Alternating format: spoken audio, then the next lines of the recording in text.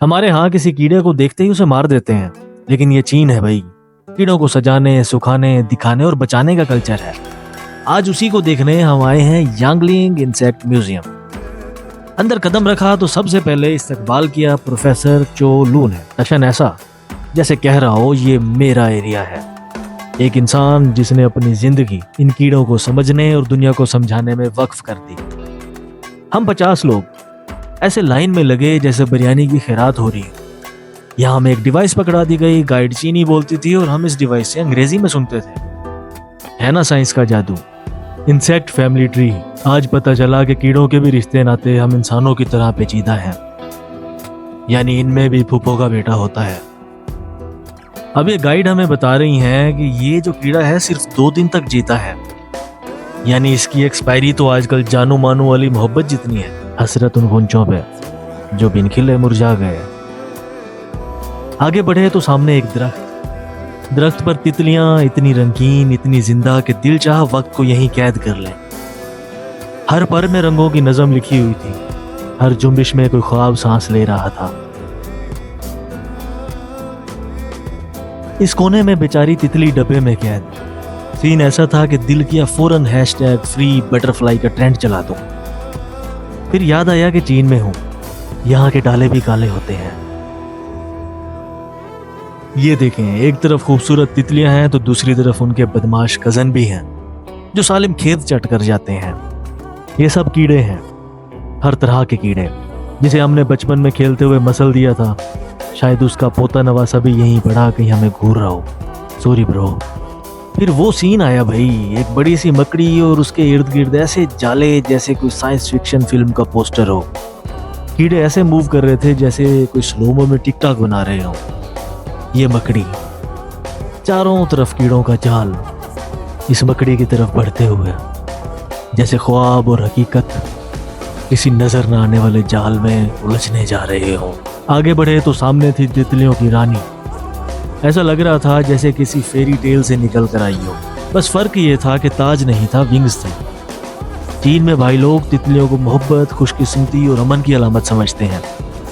यानी अपने यहाँ जैसे दिल वाले इमोजी भेजते हैं, यहाँ पर लोग तितलियां भेजते हैं। आज के दिन हमने इतनी तितलियां देखी कि लगता है रात नींद में भी तितलियां उड़ती दिखाई देंगी।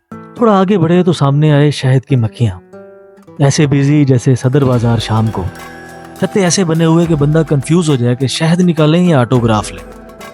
डब्बों में कैद मक्खियां, बेचारों के चेहरे पर लिखा था कि बस करो भाई, कितना शहद निकालोगे। फिर आया रेशम बनाने का पूरा ड्रामा। ये रेशम के कीड़ों को ऐसे पालते हैं जैसे पालतू बिल्लियां। कीड़े ऐसे चिल मार रहे थे जैसे कोई लेजी फ्रीलांसर।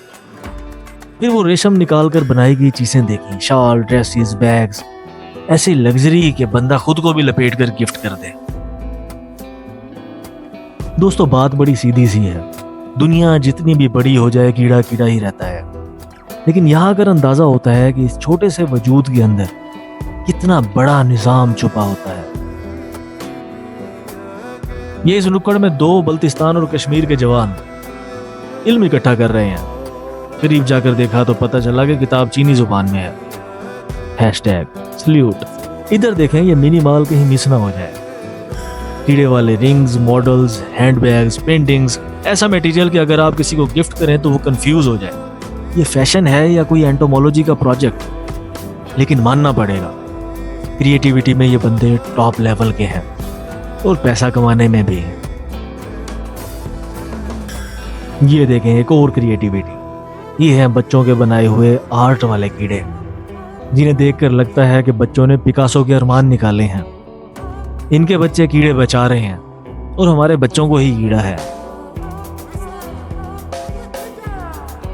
फिर आए हम फोटोशूट सीन पर। इधर था एक ग्रास हॉपर, इतना बड़ा कि जंप करके पाकिस्तान में हमें लैंड करा दे।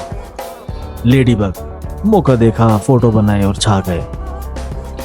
तो चूंटी डियर, आप इतनी मेहनत क्यों कर रही हैं? आराम भी कोई चीज होती है ना यार। मैं यहाँ चूंटी से मोटिवेशनल स्पीच ले रहा था और पीछे मोटिवेशन का शादी हाल खुल चुका है। दोस्तों, जिंदगी में अगर कभी लगे कि सब बोर हो रहा है तो एक दोस्त पीछे से भंगड़ा डाल दे। बस जिंदगी अपनी है, झूमते गाते गुजर ही जाएगी।